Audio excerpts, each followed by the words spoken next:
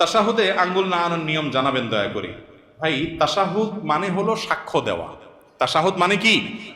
সাক্ষ্য দেওয়া। আমরা তাশাহুদের সময় আঙ্গুল দিয়ে ইশারা দেই না? অনেকে দেন, অনেকে দেন না। না দিলে নামাজ হয়ে যাবে, কিন্তু ওই যে লবণ ছাড়া তরকারির মতো, এটা সুন্নত হলো না। সুন্নত হলো ইশারা করা। ইশারা কেন করব? কারণ এই আঙ্গুলটাকে বলা হয় শাহাদাত আঙ্গুল।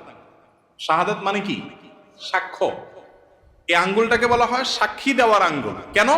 কারণ সাধারণত আদালতে, বিচারে, কোনো কিছুতে সাক্ষী দিতে হলে এই আঙ্গুলটা ব্যবহার হয়। অমুক এটা করেছে, অমুক এটা করেছে, এটা দেখায়া যে কোনো কিছুকে ফিক্স করা হয়। এই জন্য এটাকে সাক্ষী দেওয়ার আঙ্গুল বলা হয়। আমরা যখন কালিমায়ে শাহাদা পড়বো আত্তাহিয়াতুর মধ্যে, আশহাদু আল্লা ইলাহা ইল্লাল্লাহ ওয়া আশহাদু আন্না মুহাম্মাদুর রাসূলুল্লাহ, বা তাশাহুদ মানে কি? সাক্ষ্য দেওয়ার দোয়া বা সাক্ষ্য দেওয়ার বাক্য, কালিমা। এটা পাঠের সময় আমরা আঙ্গুল তুলে সাক্ষ্য দেব। মুখে সাক্ষ্য দিচ্ছি, আবার আঙ্গুল তুলেও কি দিচ্ছি?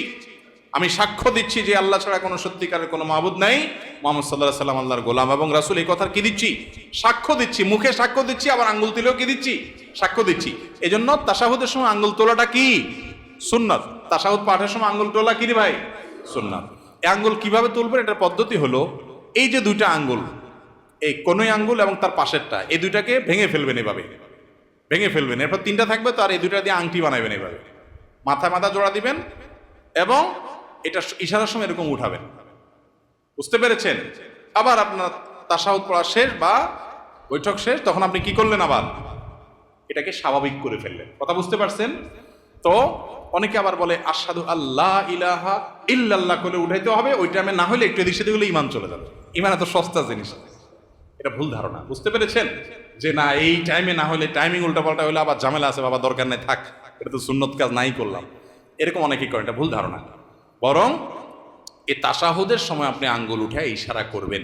অনেক ভাই আঙ্গুল নাড়াচাড়া করে না। ওলামা একরাম নাড়াচাড়া করার কথা বলেন, কারণ একটা হাদিসে আছে যে এই আঙ্গুল নাড়ানোটা শয়তানের উপরে লোহার আঘাতের চাইতে কঠিন হয়। এই জন্য ভালো করে নাড়ায় শয়তানরা আঘাত করে নেয় আর কি। বুঝতে পারছেন? কিন্তু এক্ষেত্রে দুইটা মত, যদি অনেক ওলামা একরাম বলেছেন যে নাড়াইতে থাকা